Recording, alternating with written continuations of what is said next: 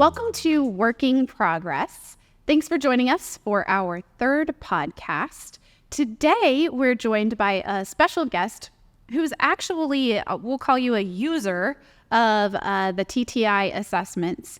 And so please help me welcome today, Richard van Gilse. Thanks for joining us. Thank you for having me, Brittney. So Richard, before we get really into it, because today we're focused all about talking about how to create a cohesive team, talk to us a little bit about who you are and why you're here. I know you're the president of a company called Facings of America. What is that? So Facings of America is a tile and stone local distributor. Okay. So we work with architects, interior designers, and also builders. And so we're part of the A&D community for both the interior and exterior residential and commercial markets. Okay. And how long have you been doing this and in a leadership role? In a leadership role, probably about the last 10 years. I've been president for the last 10 years of the company. I was in sales management before that, and I'd like to say that my dad threw me in the warehouse about 31 years ago and told me to go to work, and I never left. Very cool. So it sounds like you know a lot about tile. Sure. I'm very fortunate to have grown up in the family business. So we learned a lot about the product, of course, and I've got a passion for the product. But as I progressed in the business, I realized how much I enjoy people and the business itself. So learning how to develop people is very important to us. So I heard through the grapevine that you have a pretty cool claim to fame, which is that you had 100 on an ENPS. And an ENPS, for those who may not be familiar with that acronym, is an Employee Net Promoter Score. So wow was my first reaction that, people said, yeah, this is a great place to work. What do you attribute to that? How did that happen? Well, it doesn't happen on its own, and it's not one thing. So we're fortunate to have worked with and still do work with many great people. I would say that we've concentrated on making Facings of America a great workplace, and that entails probably about 55 to 75 different things and different aspects that you need to look at. Engagement is one of them, and so we have done our best to look at every single employee as an individual and not just, hey, everybody gets the same treatment. And when you treat somebody as an individual within your business, it's amazing how much more they are engaged in what it is they do, which benefits both the employee because they want to come to work. It also benefits the company. And then most importantly, it benefits the customer. So they feel the difference. They see that difference. Where did you learn that? Or where does that passion come from? I mean, just your demeanor kind of changed a little bit. It's almost like it's hitting you right here. Well, sure. So, I mean, people are the difference, right? They're the difference maker between our company and any other company doing what it is that we're doing. And I would say I've learned it over the years, right? Trial and error. And I want to apologize to every past employee because we learn more and more every day. And, 20 years ago, I didn't know what I was doing. 15 years ago, I didn't know what I'm doing. And I'm sure in 10 years from now, I'm going to look back on today and say, I didn't know what I was doing. So we've been learning through the entire process. We've had some very good facilitators. We've had Arizona Growth Advisors help us. We've had Rockstar Workforce help us. And both of those organizations have led us to TTI. And with that, we've learned even more by knowing what somebody's natural style is, both for what their passions are, what their energizers are, what their communication styles are, how to communicate with them. So that's been extremely helpful. I mean, we've learned it over the course of 10 years, 15 years. Well, and to be fair to you, then you have to do something with it. You can't just know it. So kudos to you and the group of people that you've assembled for being able to take that and then create great experiences and opportunities inside of the organization to get that 100 ENPS. I mean, that's pretty amazing. Yeah. So engagement for us, our definition really is just involved in, enthusiastic about and committed to both the work and the workplace. And that's a Gallup definition. But if you look at it, it's not just doing the work, right? It's how you do the work. And we've really concentrated equally on not only the job that somebody does, but we've concentrated on how that person does the job and what they want to do. And when you put as much effort into that as the outcome or the work itself, that's where the real benefit comes in. That's where people are like, oh, wow, I get it, right? And when you have people working on the workplace, not only, again, doing the job, but how they do the job and making sure that they leave it a better workplace, that's where the fun kicks in. And that's where I think we were fortunate enough to have, with the ENPS, we were fortunate enough to have 100% engagement, right? Engaged employees. Right. We didn't get 10s everywhere, right? We Sure. got 9s and 10s, Sure. but everybody was definitely engaged in Well, and if you the company. think about what that looks like versus what the average is across America, that's incredible. I think I read recently that the last big poll that came out said there's only 30-ish% of folks who are actually actively engaged. And I think one of the things that you just said, being enthusiastic about it has a lot to do with it. So you're spanning a big, It's a million different things, right? It's not just one. Right, thing. Yeah. right. So one of the things that I think that you all do, because the whole reason I got to meet you was you were in TTI's office not that long ago. We were. And walked in and you were having a good old time with a whole bunch of your folks, and there was a lot of laughter and good food, which is always helpful in those situations. So talk to me, what were you all doing? And is that something that's built into your culture where you weren't on site, you were somewhere else and invested in some time and some space with your folks? So one of the things that we do is continued education for the entire company. And that is for somebody that just started with the company, and that's for somebody that's been with us 20 years. We've retained rockstar workforce, Adam and Amber Wong, and they have done a remarkable job in taking us through a journey of learning many different aspects. So learning how to delegate. They've taught us about ourselves, right? How to read our own DISC assessments that come through TTI. And the more you can learn about yourself, the more you can learn about other coworkers, the better you can communicate, the better off we are as an organization. And so we've made the decision to invest in our people. And so we hire this outside consulting firm. We go through seminars for the entire organization. Sorry to our customers because we close down for those afternoons. However, we're hopefully, when we open the doors on a Monday morning, that we're that much better for you, the customer. So we've just been able to develop everybody, and it changes the conversation within the organization as well. So the result is now all of a sudden you can talk to somebody about how they communicated with their coworker when there was an issue. You can say, "Don't you remember we learned this?" and remind them of some of the things that they've already learned. And they'll be like, "Oh yeah, I do remember that. I'm going to do that next time." And so they become a little more enthusiastic on how they're going to communicate with their coworkers in the future. You know what I mean? So little things like that come out of these seminars, but they come out all day long. And of course we have to notice those things, right? And then by everybody learning it, it's not just your boss or a manager that's coming to you and reminding you of that. Many times it's a coworker. Many times it could be somebody that reports to you that reminds you, "Hey, you're not supposed to communicate with me that way," right? We talked about communicating this way, that I would receive that better. And all of a sudden that opens your eyes and you're like, "Oh my gosh, I'm sorry. I'll do better next time."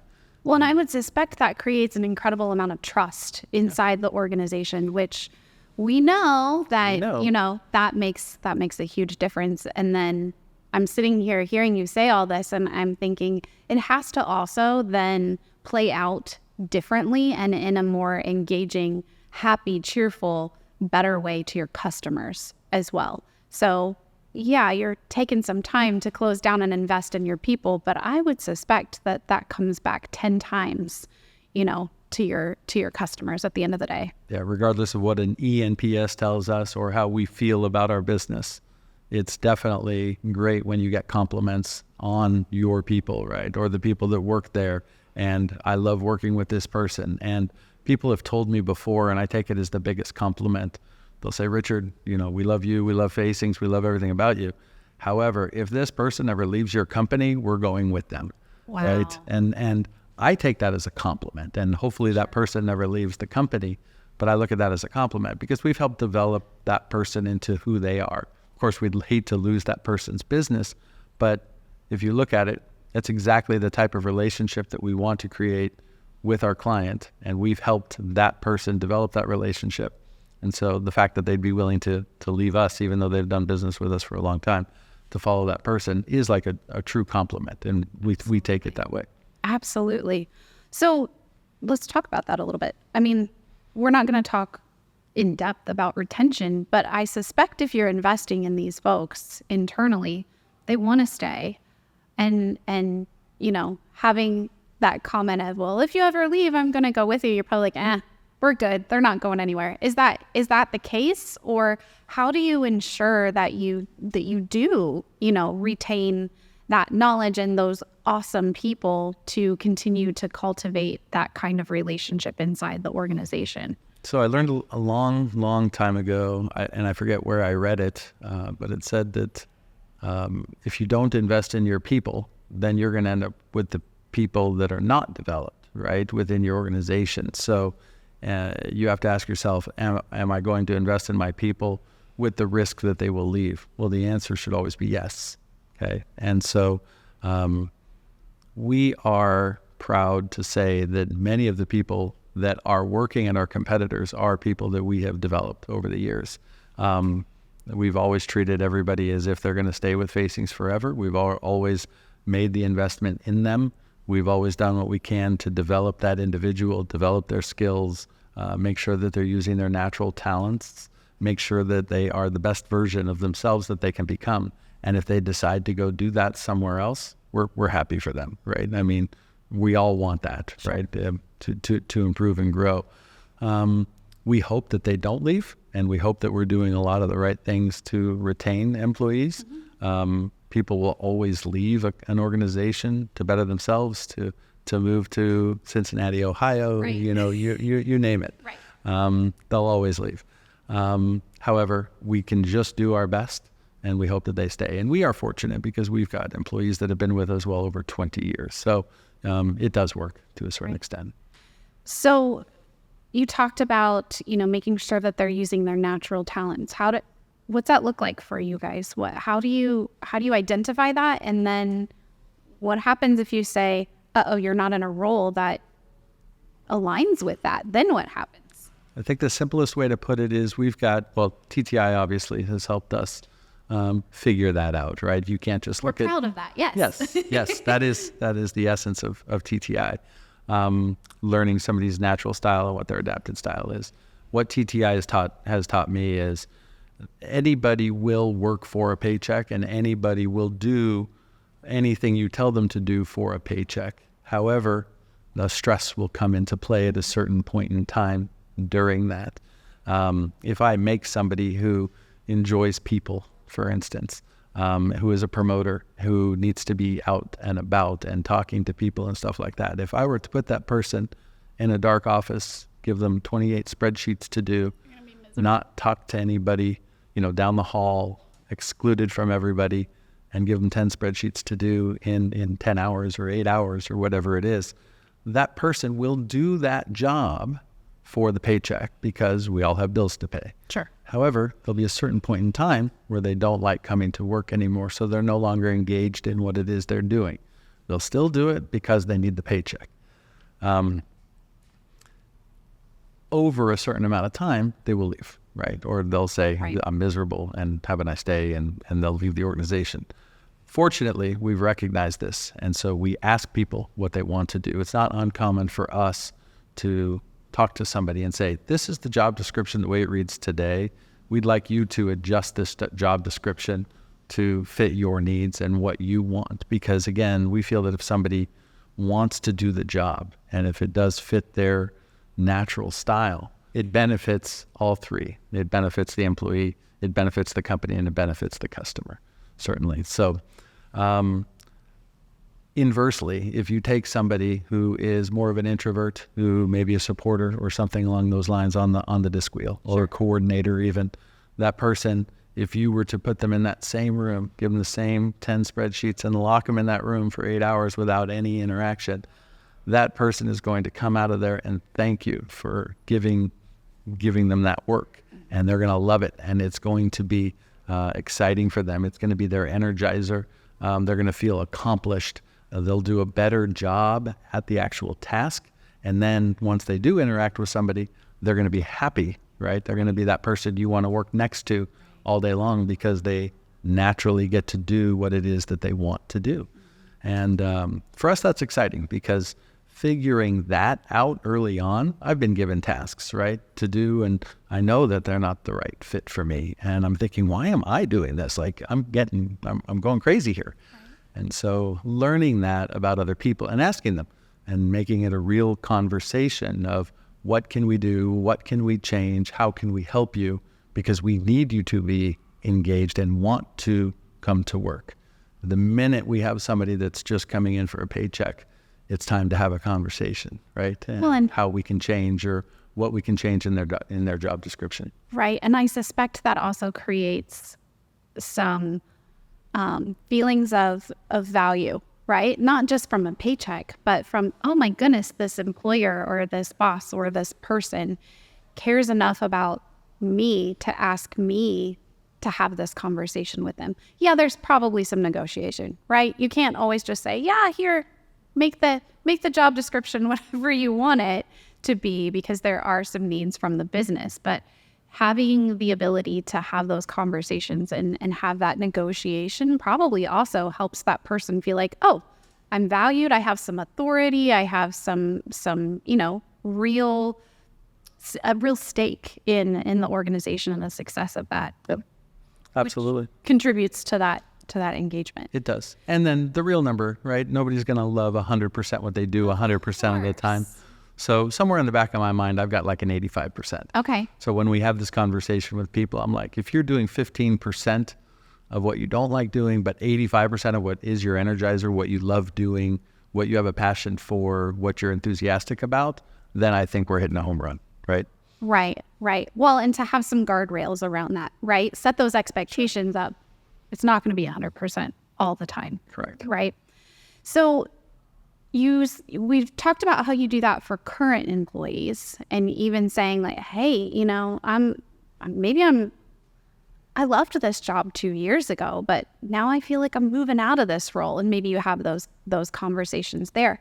How do you've created this incredible team that I've seen it firsthand, really enjoys being together. How do you bring someone new into that without disrupting everything? That feels like that's just as important, if not more important, than making sure that the folks that you have are happy and engaged and in the right roles and doing the right things. And I think that's where the old adage comes in, hire slowly, right? Okay. We won't talk about the other half of that, but yeah. So hire slowly. And we do our best to really get to know the person as an individual. One of the things that helps us do that, right off the bat to help. I'm not saying we use the DISC assessment through TTI as a 100%, this is where it is, but it's another. Nor should you. Right. Understood. We use it as a tool. We use it as information to make sure that the role, the job description, the role clarity, right? Everything that we've got with the metrics, everything we've got for that position, which by the way, still can be altered, right? To fit the individual. Right. We want to make sure that they are a natural fit for that. And we take a good look at it. We really make sure that we explain the job thoroughly, how they're going to be measured. We talk about their communication style. We talk about who we are as an organization. We talk about some of the individuals they'll be working with. So we really take it down to the individual level during the interview process and going back on that. And then of course, training, right? I mean, there's the first 8-hour day is spent with me as president of the company for every single employee the entire day. And it's not doing, I'm going to say my job, right? Regular work. It is me explaining to them what the company is about, the company history, the company culture, We talk about the little things like whose job is it to pick up the trash in the parking lot on the way into work, right? You park your car, you're walking into work, there's trash in the parking lot. When you can get to that finite level with a new employee and help explain to them that it's everybody's job, I'm not above it, nobody's above it. If you see trash, you just pick it up. Then you start to develop that culture, right? So we work really hard at that. We've got the benchmarks, we've got the training, we've got the systems, processes to support the individuals that come in. And part of the training that we do is a lot of on-the-job training. So they get to know many of their coworkers or many of the people that are doing the same task as them. Mm-hmm. And they also get to know the people that they're going to be working with. So we allow them to shadow most every role within the organization. You could be hired for sales, but you'll still spend a day in the warehouse to understand those systems and processes. Not only do you get to see the job itself, but now you also get to interact with and meet the people that you're going to be working with and communicating with. So for us, that's a big deal. To bring somebody new into the organization is definitely a big deal for us, and we take it very seriously. Yeah, everything you are describing, I'm sitting here going, well, it's all relationship based. And what a cool onboarding experience to be able to not just understand how things are done, but understand who's the person next to me doing it. Because as we know, it's usually about the people and the relationships. That's how you get things done. Sure, there has to be, some process and some rules and guidelines, but, really understanding who that person is and who do I go to and how does that relationship, work itself out, I would suspect is going to really determine how the success of that person and maybe that project might go. So thinking about that, I'm guessing, you mentioned we talk about culture, but I'm guessing that people are at the center of your culture. Is that a fair? Yeah, as an individual, not as a blanket employees, right? We can't just say everybody needs this. Everything helps, right? The daily huddles that we have, we check in with everybody, say, how are you doing? Once we get I'm doing okay, ready to go for the day. Yes, I am. Then we find out what their goals are, what metrics, what KPIs that they're going to accomplish, right? We go through that. People absolutely are there. So we sit down with them for the meeting rhythm, the cadence that we have for that. We've got the monthly one-on-ones that we have. So you'll sit down with your direct report, and it is not us telling you, right, the type of job you did. This is us now sitting down for an hour and learning from you what it is we can do better, how we can support you more, what is working, what isn't working. Do you have any natural talents that you're not able to utilize on a daily basis, right? Tell us what we can do better. Tell us how we can communicate with you better. Let us know where we can grow in order to help your job. And so I think that's a role reversal in many cases. It sounds simple, but it's funny because as a manager in a traditional company, you sit down for your monthly meeting, and then usually that person has kept a list of all the things you've done wrong, and you're supposed to fix those next month. We actually manage in the moment is what we call it. Okay. So if for some reason we see somebody doing something that isn't quite in line with the way we think it should be done, we're able to go up to that individual in the moment, obviously to the side, and we'll say, hey, can you do me a favor and start looking at it from this perspective, or maybe look at it from here, change it and don't do this, but do that kind of thing, and manage in the moment. We're not going to save it for the monthly meeting. So we'll take care of that by exception, right? Every time it happens, we're going to have the discussion. It's direct communication. It's aiming to assist for the benefit of the company, for the development of the employee. And then sitting down on the one-on-ones doesn't become that, dirty laundry list of all the things. Right. It becomes come on, tell me how I can get better. When we did talk about that 3 weeks ago, did I do okay? Should I have done better? Could I have done something differently? And so that changes the conversation, because then it becomes more of a team effort. Well, and I'm hearing all kinds of accountability going back and forth there, right? Yeah. So it's not all on me as the employee. It's also not all on you if you're the manager or the boss, right? To correct those. It's giving both sides the ability to have those conversations and work through them, which to me sounds empowering. It sounds like it's a good healthy relationship there. It is. And the biggest way we empower people is we let them know, first off, they're as close to owning their own business without the financial risk, because we want them to make decisions day in and day out. And so we just ask them to ask one series of questions, right? It's actually 3 questions. Is it right for me, okay, the individual? Mm-hmm. Is it right for the company? And is it right for the customer? If the answer is yes to all 3 of those, we tell them to go ahead and make the decision, okay? If it's right for 2 out of the 3 in any way, well, then we need to have a conversation. Then we need to figure out how we can make it, twist it, or change it so it would be right for everybody, all parties involved. Mm-hmm. Because if it's right for all 3 of those, there's no reason not to do it. Sure. And then we just say, do it. I love that. Yeah. And so easy, but so simple. It seems like it should be more complicated than that, but it's not, right? It's not. Yeah. Yeah.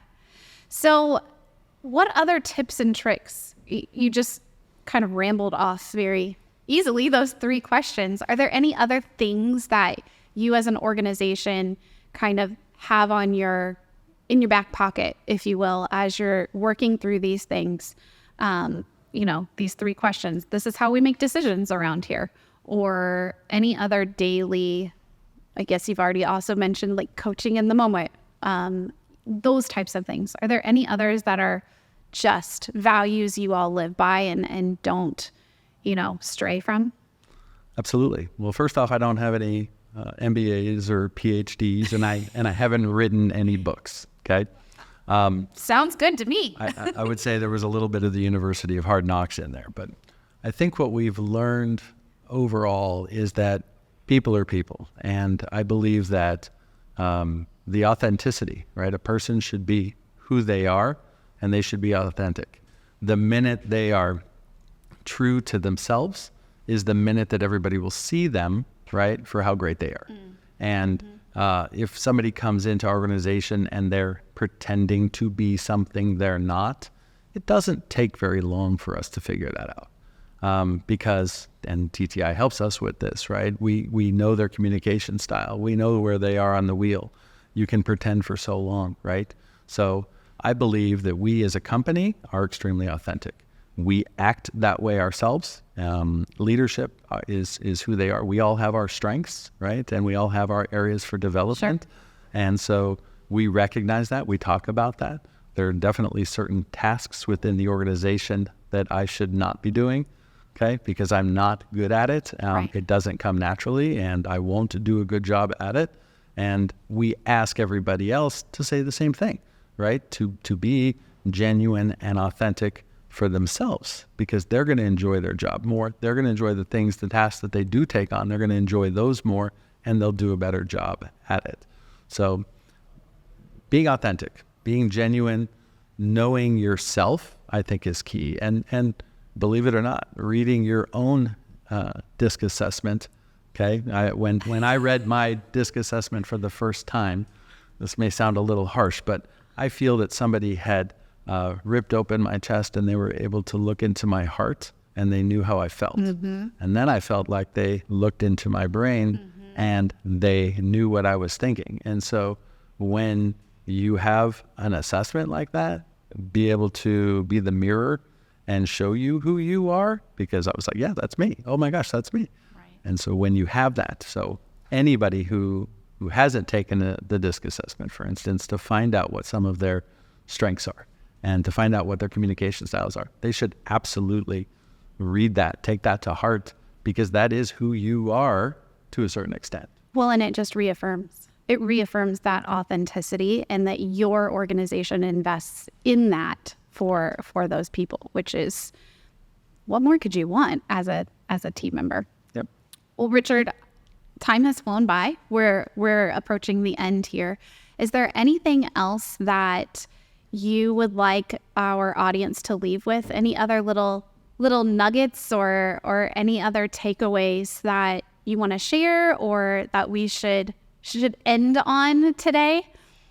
Well, it could be a shameless plug, I think. So absolutely invest in TTI Success Insights. The money that we thought we were spending, we've gotten back 1 million times. So I'll make it the shameless plug. I'll take it. I didn't pay you to say that. I didn't ask you to say that. I'll take it. Well, thank you so much for Thank you. joining us today. It was a really fun conversation, and we are happy that you all joined us as well. Please join us for our next conversation that'll be happening here at the end of the year as we talk about how to make the most out of your time as a consultant.